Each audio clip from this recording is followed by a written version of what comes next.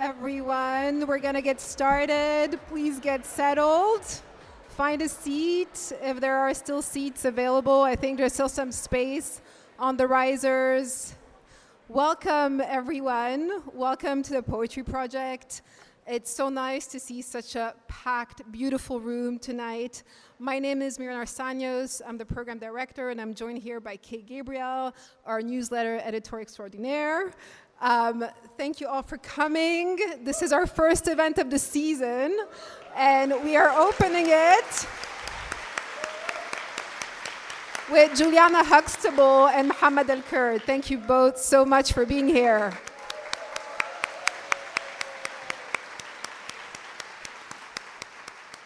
Before we begin, just a few announcements on my end. So our fall season is on, and we have a set of extraordinary events coming up. Next Wednesday, please join us for Grace Neeson and Kimberly Elidio. Next Friday, on October 3rd, we have Arjuna Newman and Denise Ferreira da Silva, curated by our Ethan Philbrick, our curator-in-residence. And on October 8th, please mark the date, we are returning to the sanctuary to celebrate the release of Fire Spitter, the complete oeuvre of Jane Cortez. And we're going to have an amazing lineup. Some of the readers include Latasha Nevada Diggs, Cal Carrell Lopez, Aja Monet, Fred Moten, and Brandon Lopez. I think it's going to be truly special, so please come back on October 8th. Yes, Jane Cortez. A few other announcements. I think there are books for sale at the back. I think we're sold out of Mohammed's book, but we still have a couple of books left by Juliana. What other announcements do we have? 2 all-gender accessible bathrooms at the back. There are other bathrooms on the first floor, going through this door up 1 flight of stairs to the right. And we also have our amazing summer newsletter out, and I'll let Kay say a few words about it. Sure.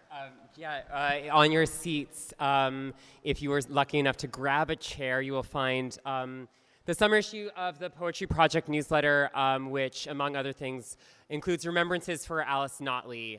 So it's a really beautiful, she also drew the owl. So that's a really beautiful issue. Please take one home with you. We have lots. It's free. Take one for our friends. As Maren said, I'm Kay Gabriel. Thank you so much for coming tonight. I'm the editorial director here at the Poetry Project.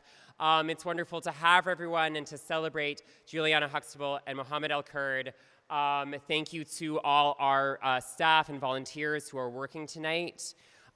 Before we get started, to welcome everyone to this event and to the season, here's a little history that I think is relevant for tonight's program. The Poetry Project will be 60 in the spring.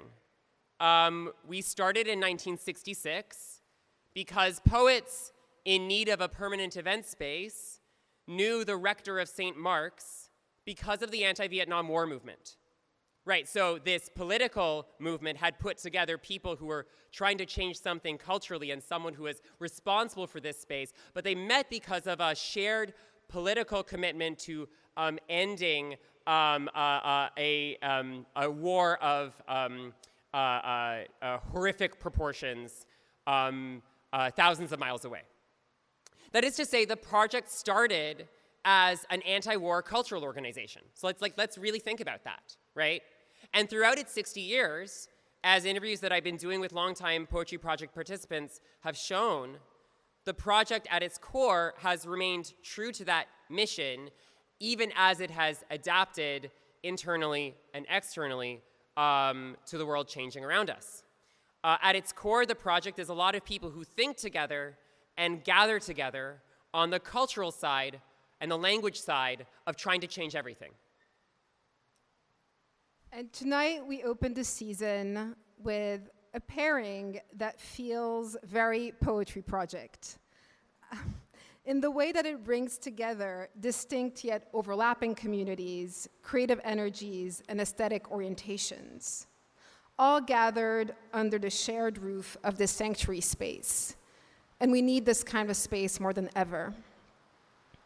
Juliana Mohammed each in their own singular way, are visionaries, not only in the romantic or prophetic sense of the poet, but in their ability to confront and represent the present with lashing lucidity and lush, formally inventive critique. They are both maximalists who proceed with the kind of ambition that makes other people discover their own ability to take risks together. They approach, in a sense, a similar position from opposite directions. Juliana as a multidisciplinary artist with an incisively politically committed practice, Mohammed as a political organizer with an ample, thick sense of what culture does to change consciousness in real time. And they each have a singular gift for bringing people together with shared purpose.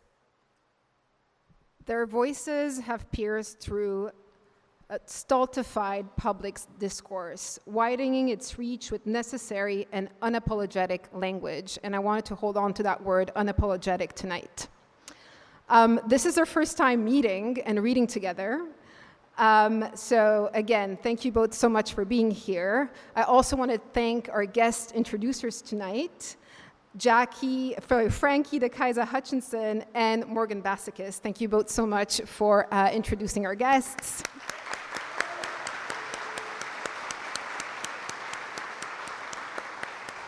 And I will invite Frankie to join us to the stage and introduce Juliana.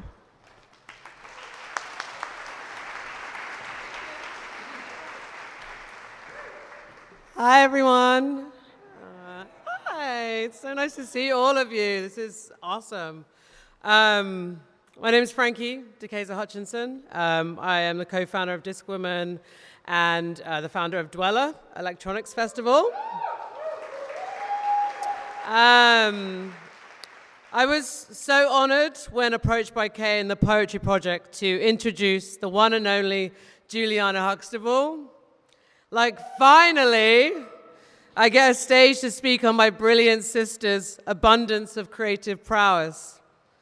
I've had the absolute honor of being Juliana's DJ booking agent for the past, 7 or 8 years, but we started as sisters of rave experience. We've been fortunate enough to travel together, dance floor to dance floor, afters to afters, wine glass to wine glass, selfie to selfie, spiral to spiral, living our versions of a full life in this rotten world. She is a DJ, poet, writer, artist, vocalist, songwriter, and none of these talents exist in a silo. All of her work seamlessly interacts with one another. If you've been lucky enough to see her DJ, you understand how the same mind wrote her book, Mucus in My Pineal Gland. If you've been lucky enough to see her paintings exhibited globally, you understand how the same person performs in her band, Tongue in the Mind. The fluidity and ease to which she moves between mediums is so eloquent and, quite frankly, breathtaking. But one cannot take for granted the compassion and heart of Juliana Huxtable, whose intellectualism is used as a means of care and empathy for those most vulnerable to the violent, oppressive systems at play. She is a person of principle who has not sacrificed her beliefs for a larger check, but has sacrificed the larger check for her beliefs. She knows what's at stake, and her soul is absolutely not for sale. Her rapturous approach to her art has the capacity to infect every single person that interacts with it. She already continues to expand in her abilities, which are already so expansive, all while being, and let's not forget, such a baddie. Given our relationship, I'm obviously most close to what she does to a dance floor. Her power cannot be overstated. Not to be dramatic, but she has literally changed people's lives with the bleep and the bloop. She's a magnetic force, a guiding light in these sinister times that we cannot take for granted. To be able to support an artist such as Juliana is an honor of a lifetime. To have a sister like Juliana is something I always treasure. So with that said, please welcome the one and only Juliana Huxtable.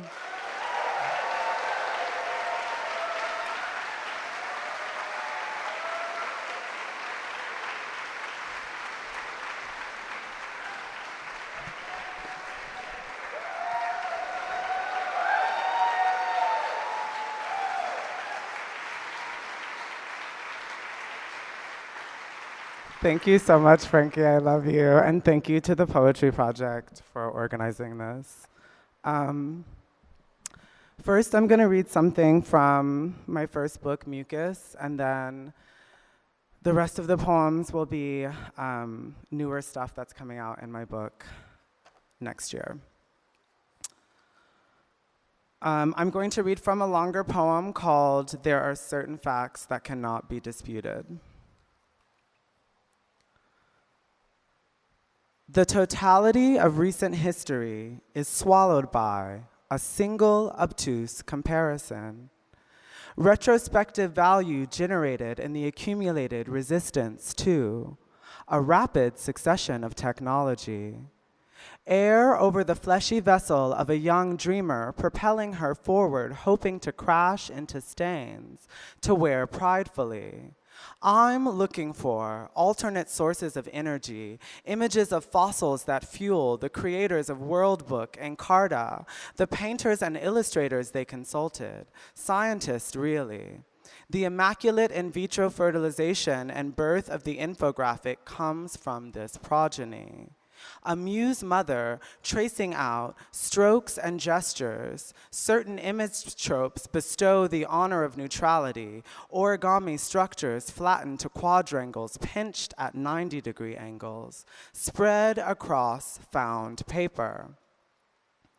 Archaean, Proterozoic, Phanerozoic, Paleozoic, Mesozoic, Cenozoic. Figures emerge in profile. Microfossils from 3,500 million years BP prefigure trilobites.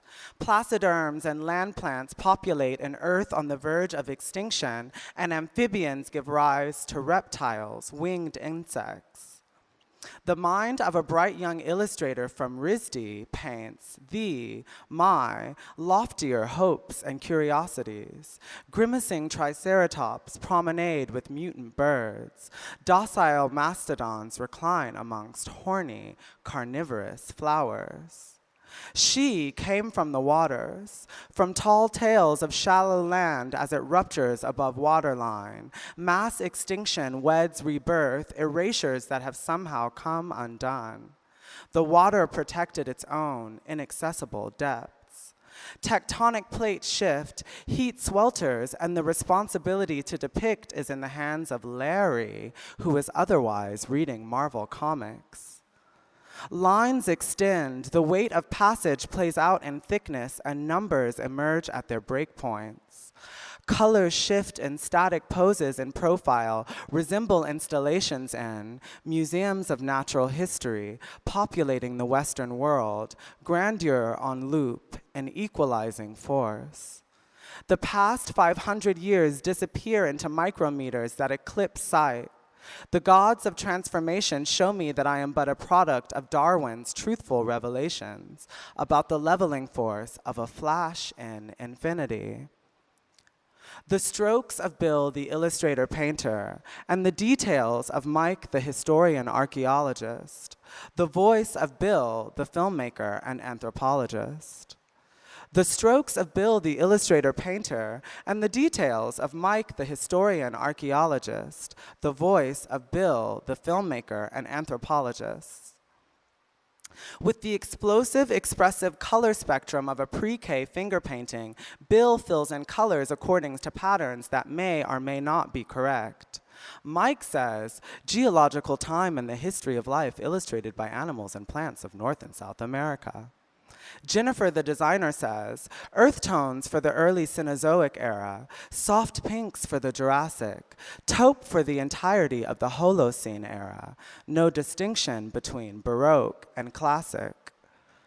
There I am, lost somewhere in a 1/4 millimeter, skin boiling, I look down. Pores, follicles, and their negative spaces turn into strokes, are breaking apart, luminous, lofty, possessive, strokes that break the boundaries regulated by optometry. The third party in the identity parade, presented as a depiction of, a facsimile of, an event.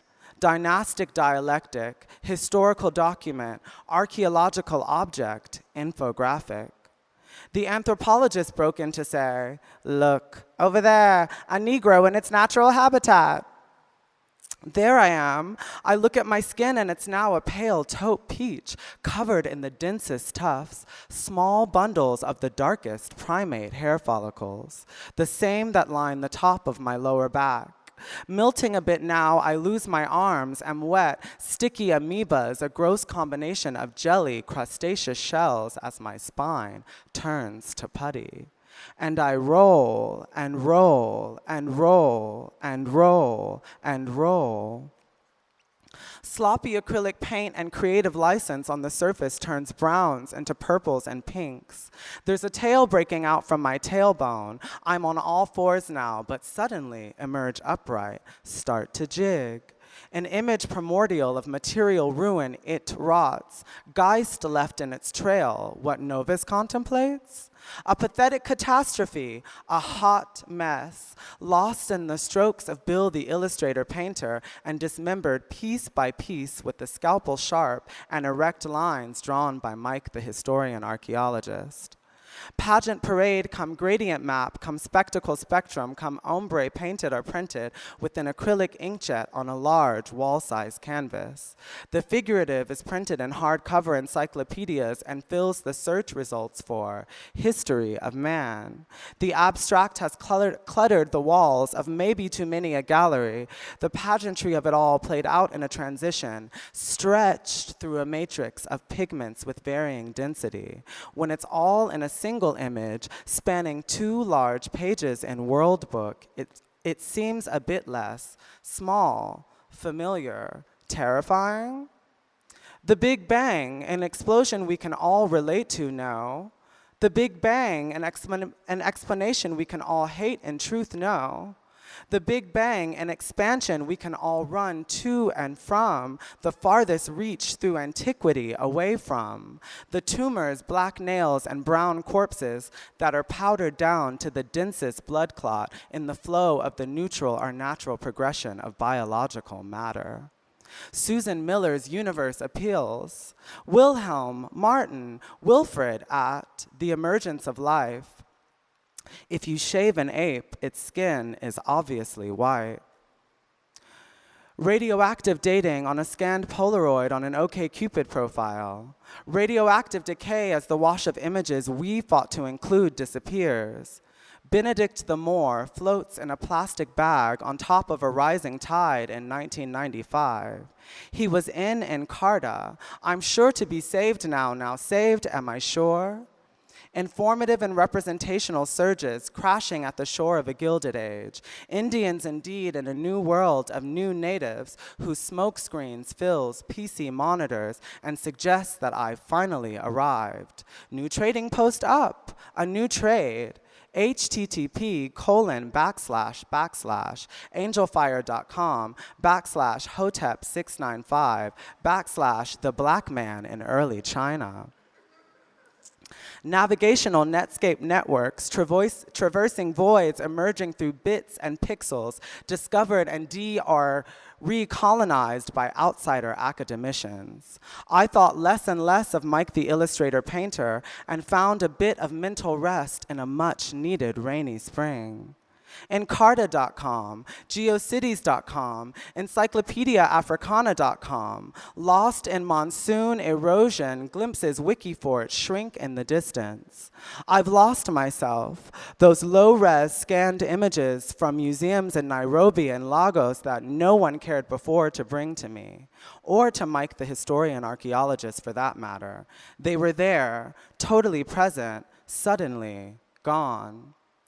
Lost scholars, my saint revisionistas left me to drown without even knowing. The tide came in with vigor that spread and dissolved at shore, a combustion of heat and water. They built kingdoms without levees. My library was there. Only the objects preserved remain in this water world. Modeled gametes and taxidermied lizards, elderly amphibians, remodeled ape skeletons, and Germanic hunchbacks. Figures in natural history museums elaborate intricate stills from 3D films with no sound, reprinted in the spatiotemporal monument to memory that resides in my pineal gland. Exacted data, drawn exclusively from mental traces, pieces and memories. I could sculpt the scenes given the time with bare hands. There's no risk of losing the source image, a spitting image, savages in front of a slice of panorama, fantasy depictions that conjecture the truth of a history, storybook illustrations. A Neanderthal shrugs, giggles to himself. I think he gets what's going on. It took me far too long to.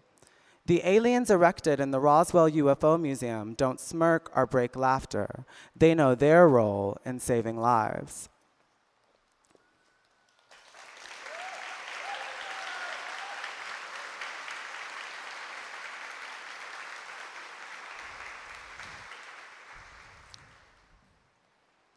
Post-punk. Against and as what? Once who, presumably shattered, shooketh at unspeakable sunset, claws of which screams, no, anti, anti. Forgetful of, or tragically cut off from, that which was to come after, simply post whatever supranameable omnipotence speaks illustratively in ubiquities of microplastics, thusly unyielding and inviolable, rushing flow of metatype monstrosity. Seismographic fistfuls of blood and soil blow over negligible specificities of rage, trickle into free radicals, unchain love from its placable conditioning. Uncouth irreverences of sun-bleached magenta, leopard print scraps unravel rayon from spandex, suffocates indignant blowholes of righteous counter-hyphenates, bifurcating as or as portentous plunders of dollicidal holy wager, and or last bastions of refusing iconography that, it has recently been confirmed, are losing the armed struggle for their iconicity, ungracefully holding flame to the seams of a pyrotechnic engorgement, drunkenly sardonic, but totally full of shit, and absolutely, absolutely terrifying. How much would a woodpecker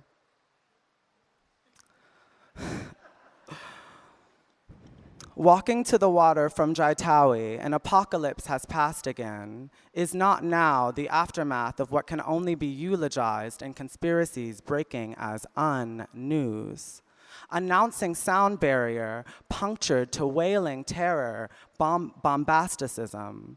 The seal of psychological threat over soar is the efflorescence of ammonium nitrate, latent in the mysteries of unignited flames from within circular bottom barrel. Punctuation of Zaha Hadid's joke on the souk, from which the Hariri dynasty sucks recompense to asphyxiate an uprising, to twitching gulp. Streaks of salivary rescue who had, as their fluctuating, running guffaw, laughter in the face of spinning peel, raising the cocked appendages of a rotating Mount Lebanon to sunset claws of yet another precondition to Nebuchadnezzar's dream's realization. Toponymy of Seventh-day Adventist infographic, toying border to cloying assault, announcing the final death of a name's signifying trail, and the perfect starvation of a huddling group of the persecuted in Haute Katanga. There is one of many institutions, shrines to the cult of human rights, at the helm of which sits my mentor, from whom the notion of rights, as imperative framework through which interpolated the shibboleths of our exclusionary gripes, came to reasoned, hilled proclamations, flipping up out of catastrophic slop some histories, arching to run and return as tip of soiled and soaking tuft, painting some law of physics in the muddied glisten of a perfect curve across the horizon of modernity. Spiraling centrifugally, natality escapes on my exhalation. Return to muddied red waters of what I thought was correctly misread. Murderous humanism, a murderous humanitarianism, both pointing to a black woman vetoing another UN.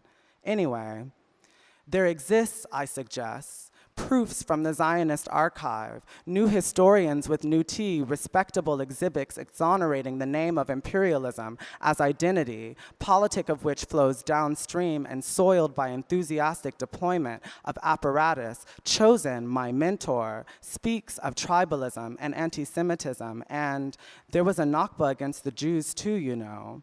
Mentor of mine, crushing my pupil heart, is now entertaining me in the name of free speech, but never in the name of knowing, so as to turn the light of his secular God onto the unfolding massacres, and finally suggest that he has no time to read such things, and raise a family, and read in preparation for his classes on human rights. Floundering, I stumble into a mystifying blast of spittle, pathos, and love, the glossolalia of a critique made on grounds beneath which lie the unmarked graves of his tribalism, a debate in open marketplaces of ideas, and the specter of the Nazi as the name for the foil of God himself, utilized sometimes in good faith as the blockchain for the scattering dereliction of duty, to speak what my grandfather called Peckerwoods.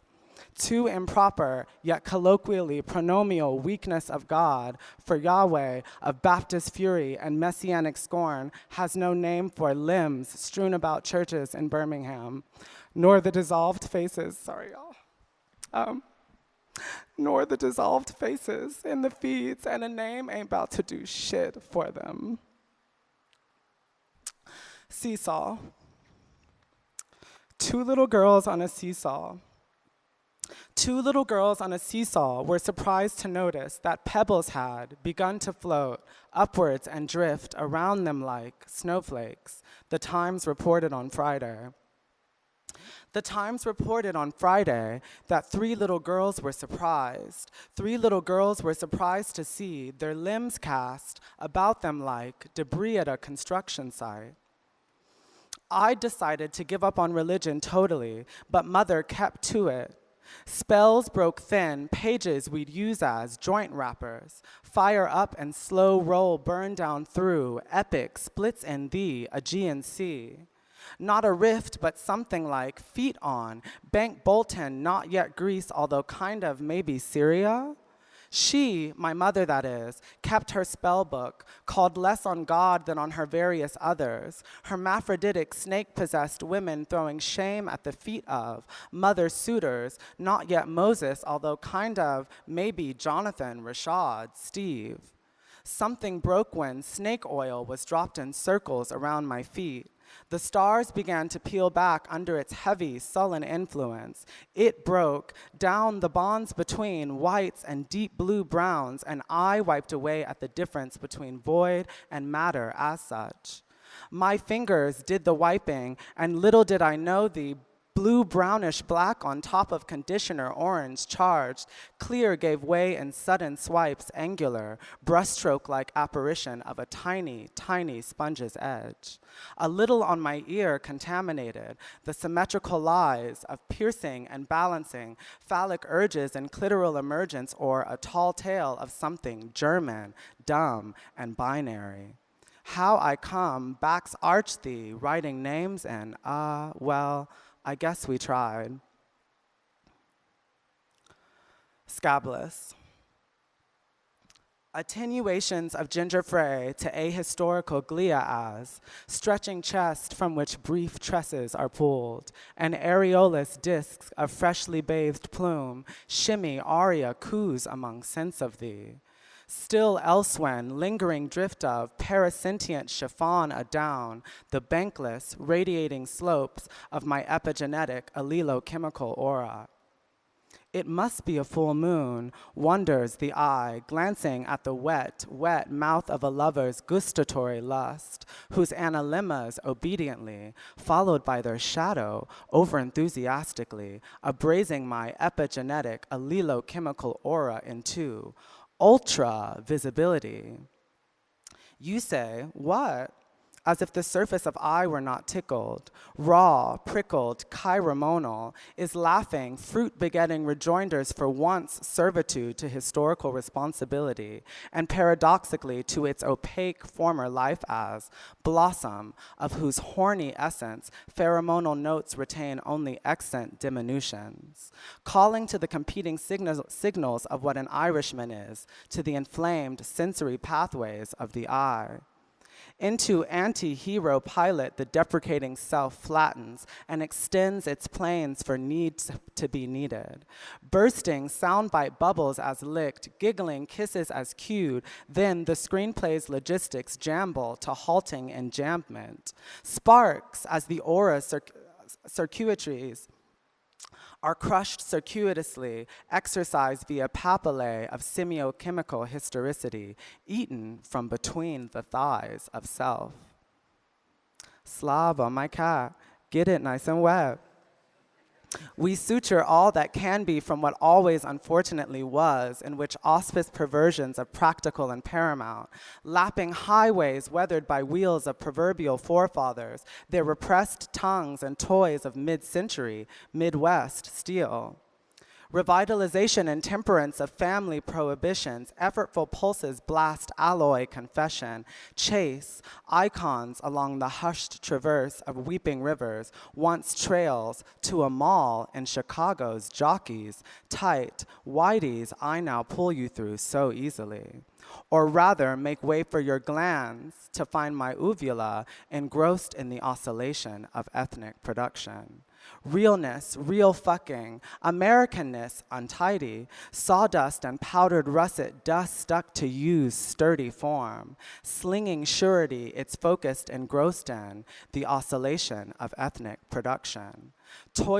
Toiling towards scabless elopement without love, we, on the floor of a woodworking studio, redeem our enjambments, drool puddles, reflecting pool in the Norman Rockwell navel, deflecting exhaustion to memory palace, landing the U and the I shored up, breathless in Mannahatta. Riley. My bratty Wonka kid projection is that I want Riley's show to be a low-key manifestation of that one time on my couch. Me and my sis mind melted, connected our heartbeats and understood that we had morphic fields more lit than any novel could splay. I can't remember where our limbs ended or began, because when me and my sis flesh mound were literally gloop, wobbling wibbly womp womp. For that indescribable stretch of something akin to a passage, we were whole. Your gurp burp splunk.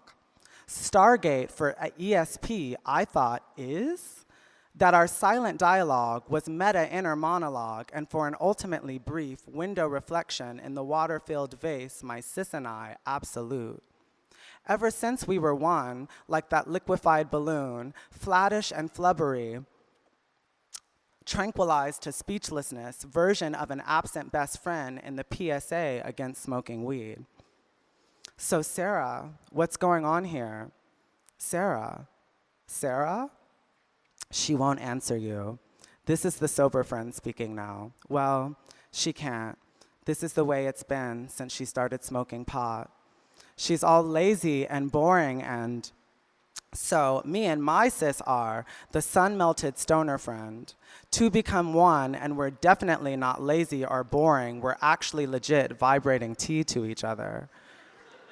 Sometimes we read to each other on couches and beds, words burbling us down to hot flesh pools like the witches we low-key always knew we already were. The whole witch as poet thing is obviously true and ran through, but we are, my sis and I, stoner sloth Sarah, literally flattened, unsettling the normies who stare at us in the bench in the corner of the club, asking in grimace, why are they doing that? Little do they know that they actually use the right pronoun for me, meaning my sis and I, when we're reading to myself.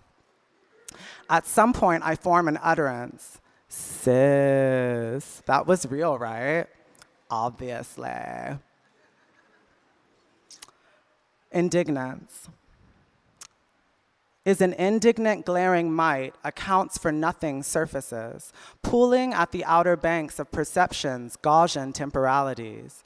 Rearward, through infinite inversions of that last lucid film, escape through the framer's intent and naming orbital rim, or orbital return to a childhood's summer nap, the blinking crack from which now glides sideways, transmit light unmarked by evocation, too softly slippery, then rendering neither figurative nor blank circumnavigation routine. And hovering red vine preserves sooner viscid, glowing wet sheets, entire isness of which is love without sound. Beep, beep, beep. Along the brim of dawn's operational definition is burning away these last ingnesses of pure consciousness. Between them, a wee head paused in place, awakening the memory of a diatribe against my unliving as colloid in itches brew, EMF of which has to be carcinogenic. Behind the transparency of the Apple clock so easily disappeared. Then, what is Andre 3000's morning after? A chain in becoming two heavy ropes attached to a wall for working out. Ropes for working, out-grab them firmly, for they will resist their shaking, must demand their going up, to precondition their arrival at the right place, virulently. Now, force a fitness manifesto from the waves of their resistance, through which to say, listen, adhere, coalesce, and expand tissue. Focus on the left side.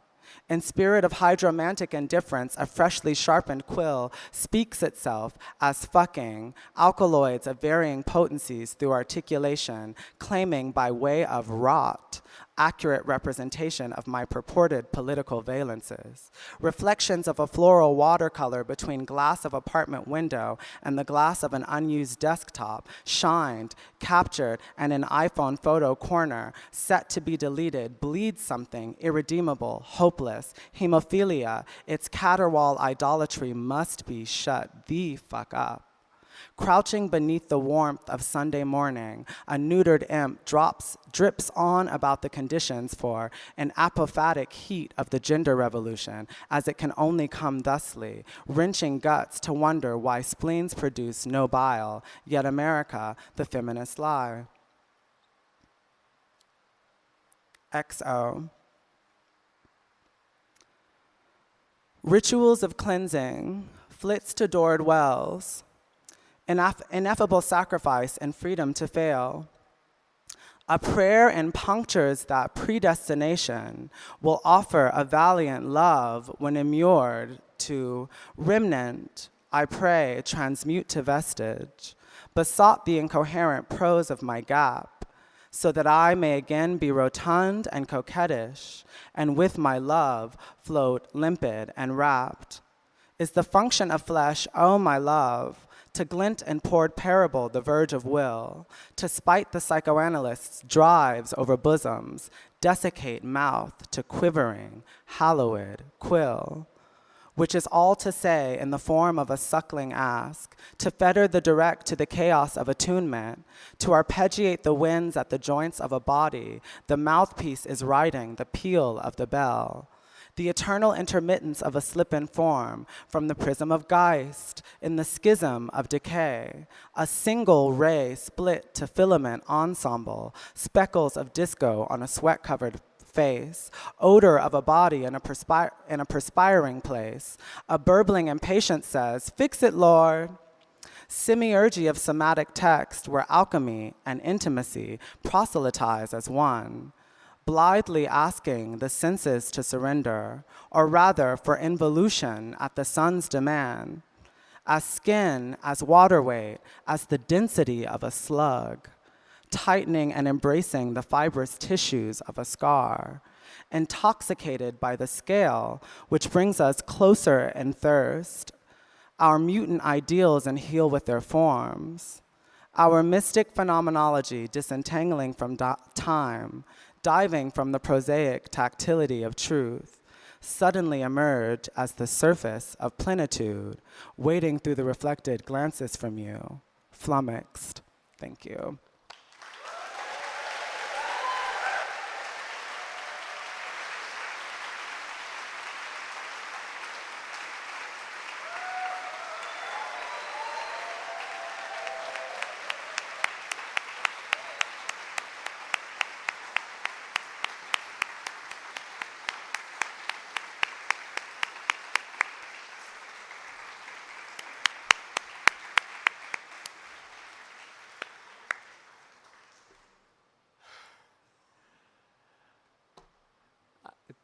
One more time for Juliana Huxtable.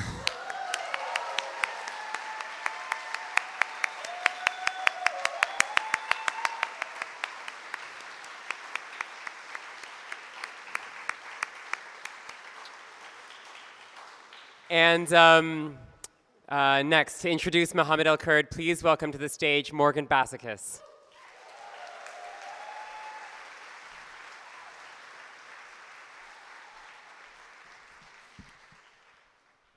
Earlier today, this afternoon, I was on my paid Grindr account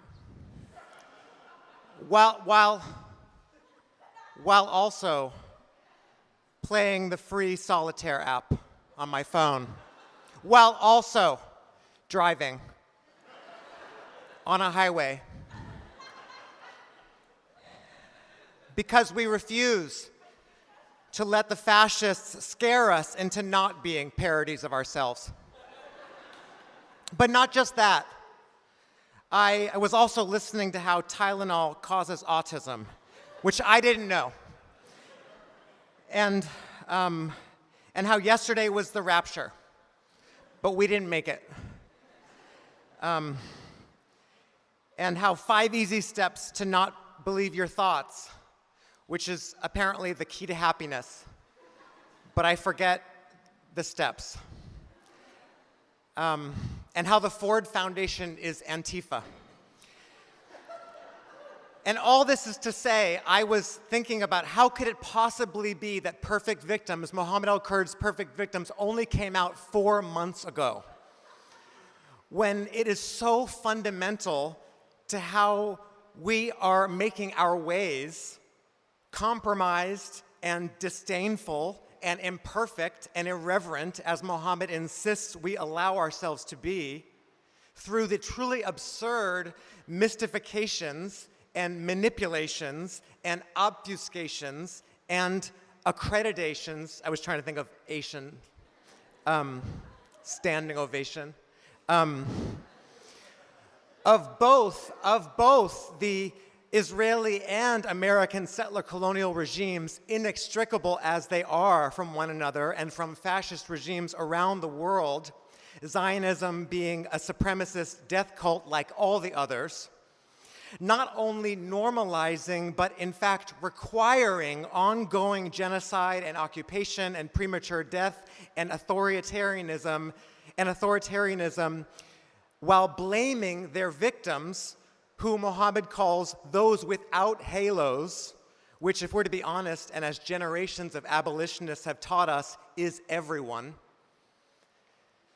and endlessly distracting us from actual crisis, actual bombs, actual starvation, actual power relations, seducing us into, quote, bypassing the fires engulfing our cities to extinguish hypothetical flames. I will now just continue quoting Mohammed from his, dare I say, perfect book, Perfect Victims, as a way to introduce him, which could be seen, and perhaps rightly so, as an abdication of the task of generating my own original material. But I will remind you, as I enumerated earlier, the busy day that I had. But I think more accurately, my move to quote him reflects a sentiment shared by so many in this room, which is that Mohammed has a singular way of putting into words the ridiculousness and the urgency of the work in front of us. Quote, "I too would like to have my cake and eat it. However, there is dissonance, a discrediting dissonance in indulging institutions that we accuse of bias and complicity, and who say, we will not engage, bias and complicity. It makes those of us who take a principled stance, who say, we will not engage until you cease your omissions and fabrications, until you stop coddling our oppressors with passive voice, until you dismantle your dehumanizing standards, until you treat us as trustworthy equals, look like naive teenagers. Naive to reject the golden ticket, the validation and platitudes, naive to reject the readership of millions, even if such readership requires that editors mutilate our voices beyond recognition. I understand the lure of mainstream embrace, Beyond the attention, it pays rent and then some. We tell ourselves it isn't careerist aspirations that drive us to the stenographer party. Have you ever heard a better phrase than the stenographer party in your entire life? Rather, we want to change things from the inside. We enter these rooms and pander, and are pandered to secure a seat at the table. It is for good reason that we shed our skin to assimilate into the world that invisibilizes us. After acquiring respectability and protection, we will finally wear our real faces. But we quickly learn that the inside is already rotten, and we too run the risk of decay. Once we have institutional protection, we'll want to stay protected. And once we get some money, we'll want more wealth. When we go back to ourselves after a long career and look deep in our closets for the skin we once wore, we find it shriveled and discolored, foreign to us as we are foreign to it. One could say it is strategic, but we know that the master's tools will not do. Mainstream media institutions whose approval we so desperately seek will never accept us as their own. They will not absolve us. Beyond the microaggressions, censure, and editing us while we sleep, if the opportunity arises, they will even give cover to the villains in our stories. And they have. Please join me in welcoming Mohammed El-Kurd.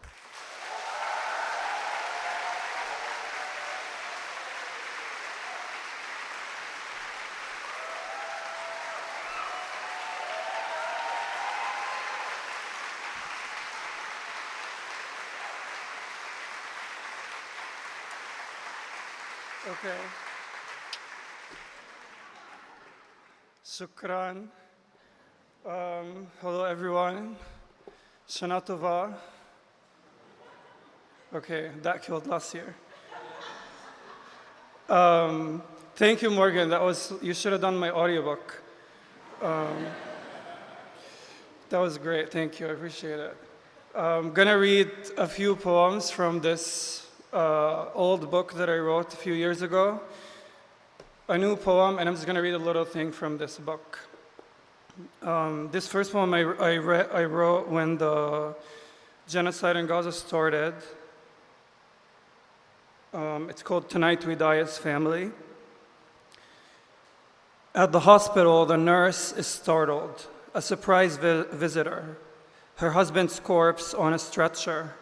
He arrived in the back seat of a taxi, a makeshift hearse. There are not enough ambulances in Gaza, and more than enough death. She is livid. Men never listen. I told you, wait till after my shift. I need to tend to the wounded first. I told you, tonight we die as a family. We were supposed to die as a family. Thank you.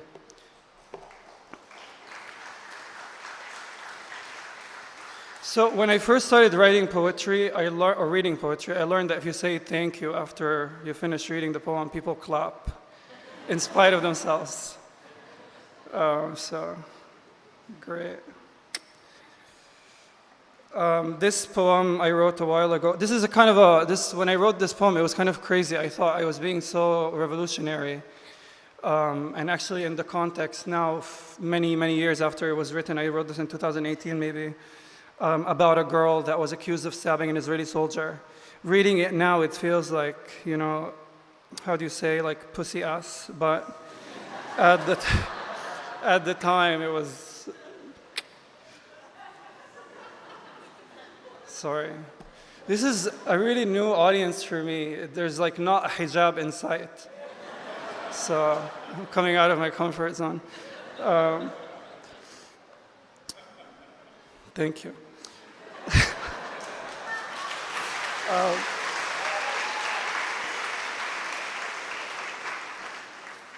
15-year-old girl killed while attempting to kill a soldier, or context. Context, fruit knife to a firearm, he was in her throat.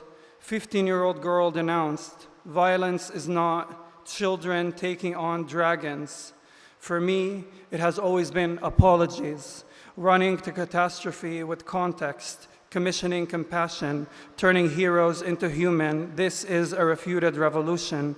Television said her brother was a martyr, but martyrs go with intent. He went bullet to the head, from fist to flounder. Context is hand in his pocket. Toy guns. I told the people that day, disclaimer, dead girl shouldn't have found her rage in the kitchen drawer. She was searching for crayons. Solidarity often is a refuted revolution. I held my arsenal. People who give excuses for executions fear the rifle more than they fear the reason. I put her in tool, girl to their gaze, angel to their accusations. Otherwise, fruit knife becomes the villain, despite context. Context, they want cats declawed. They want knocked doors unanswered. They want the other cheek. Terrorist avenges, headlines delusional. Are all heads equal? Are all heads equal? Is a soldier's heart equal to her brother's? I'll hold my arsenal. When they ask me next time, I'll say God held her hand. Thank you.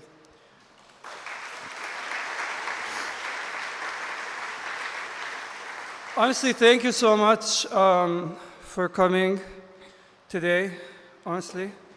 It's been such a dark time, but I'm really grateful that so many people have been checking on me. You know, my friends, my family, the IRS. No, really, I got fined by the IRS yesterday. I have to pay my taxes. Sorry, I'm just sharing.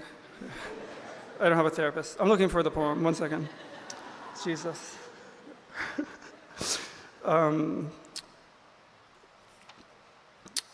This one is a classic, in case the other ones don't work.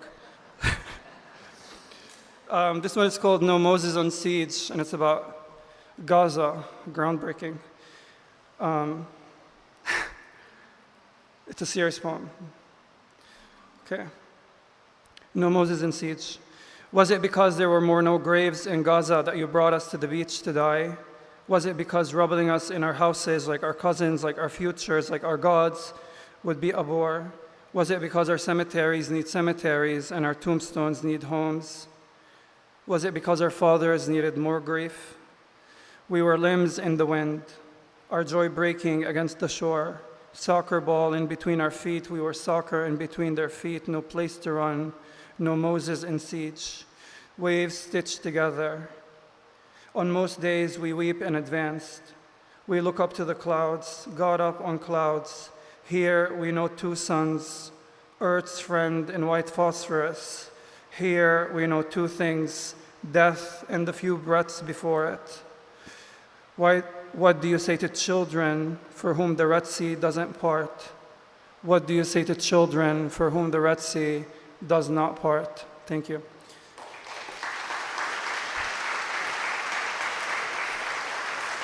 Thanks. I'm gonna read from this book. It's a book of essays. I think it's like, I think you should read it because I worked really hard on it, and they barely gave me a good advance.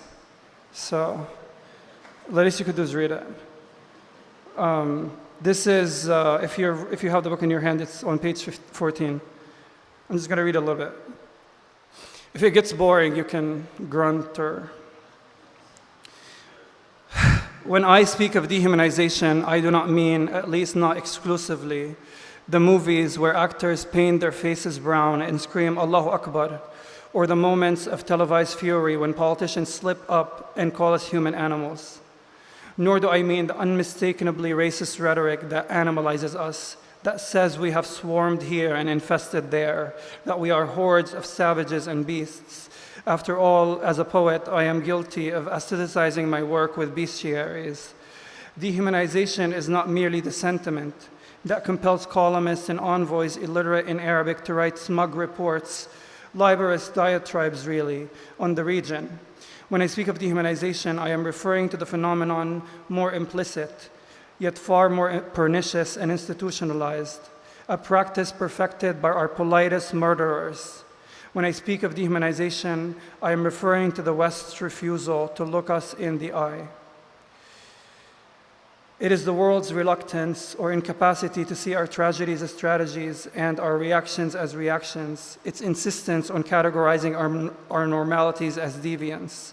Fundamental instincts, survival, self-defense, and the basic conduct intrinsic to life on earth become luxuries only they can indulge. The dehumanizers are not only the vulgar right-wingers and the brutal policemen, but the most politically correct of killers. The font is so fucking small, hold on. Damn. Someone did say this was ableist, like in the Goodreads review, that the font was so small. I swear to God, they're right. Okay, I'm reading. Okay. Whoa, okay. The dehumanizers are not only the vulgar right-wingers and the brutal policemen, but the most politically correct of killers who deny us even eye contact before they pull the trigger, sniping coldly, impersonally from hundreds of meters away. The sniper here, the removed figure with the authority to erase our existence without ever having to engage it, indoors in both a literal sense, on our hilltops and rooftops, and a metaphorical sense, in governments and in newsrooms. In this reality, the sniper's hands are clean of blood, and the snipers are everywhere. The underhanded journalists, the spineless bureaucrats, the inconspicuous henchmen, the philanthropists who mine our tragedies for gold, the television anchors who obfuscate those tragedies, the missionaries who find their salvation in our demise, the devil's advocates, the distractors who litter our roads with red herrings, the unscrupulous political advisors, the activists who act as puppet masters, the elite capturers, the elitists in our ranks who demand of us a certain dance, who imprison us in the panopticon of their gaze, the self-appointed intellectuals, the clergy who whisper when they should scream, the very well-fed weapons manufacturers, and the university administrators who feed them, and the academics indulging in arrogance and willful misinterpretation, whom mutilate Frantz Fanon and Walter Benjamin, deny human nature, and contest even the laws of physics in order to pathologize our resistance.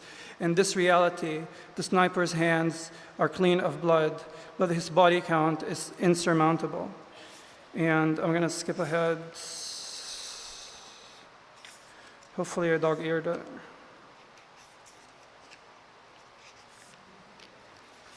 Okay, got it.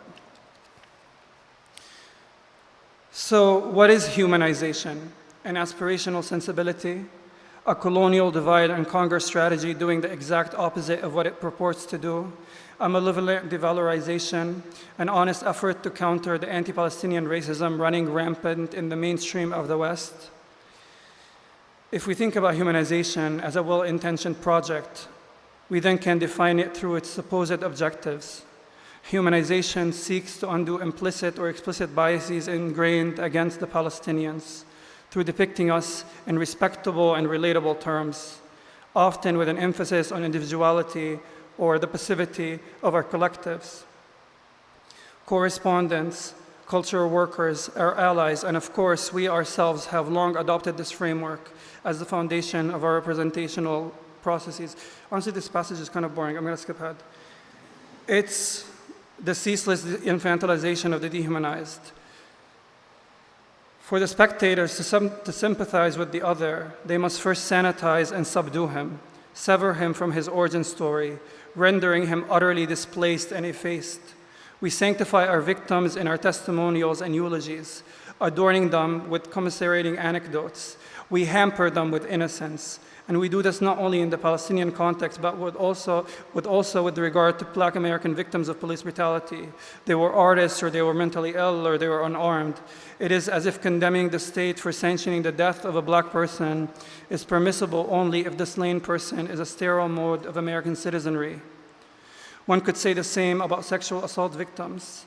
We must notify the listener that the victim was sober and dressed appropriately, and more. We promise those spectating that if they deign to come face to face with the dehumanized, they would see their own reflection in our benign, haggard eyes. Here, the human is defined as someone who fits neatly into the category of the civilian. So we flaunt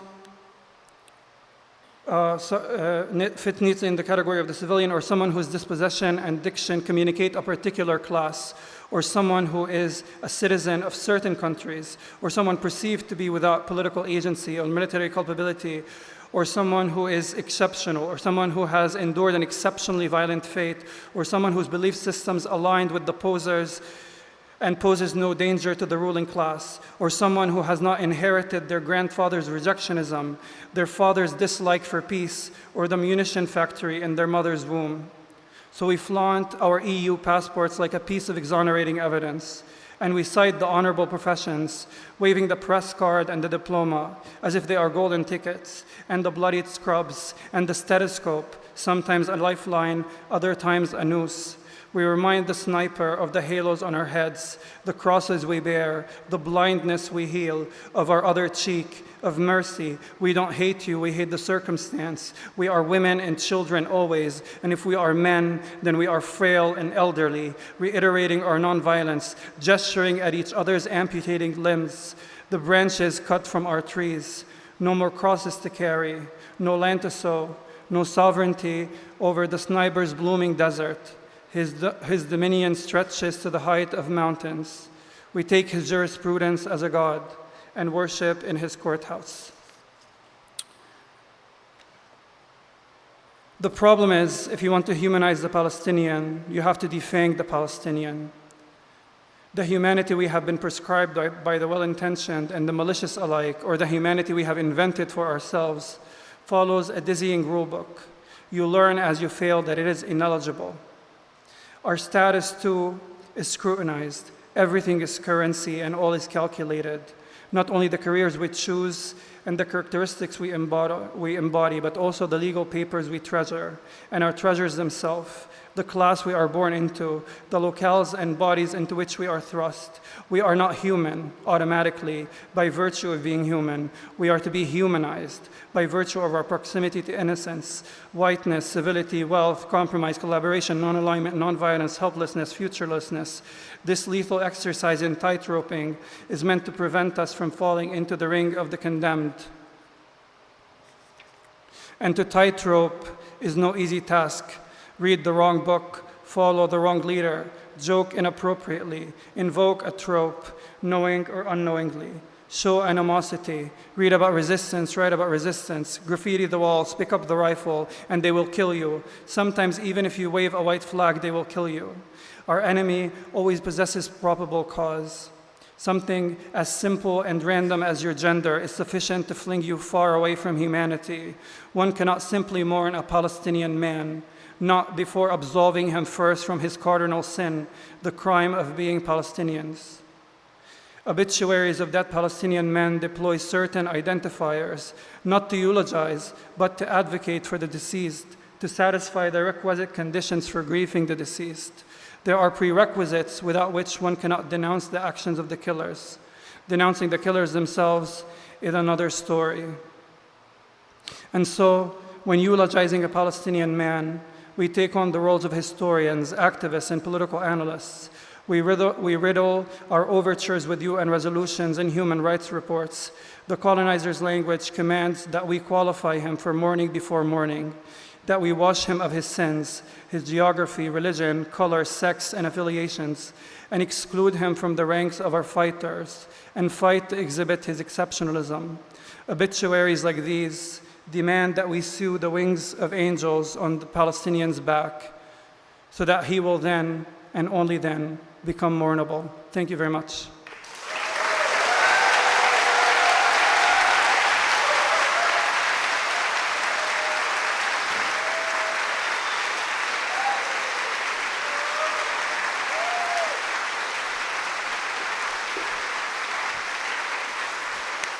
Shukran, Muhammad. Thank you. Thank you so much for this incredible reading. Thank you, Juliana. Thank you, Muhammad.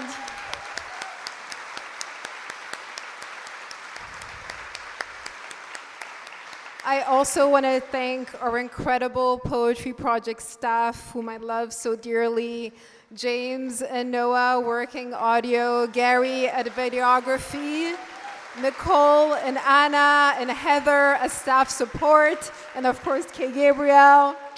Thank you all so much for coming, and come back to the Poetry Project. Thank you.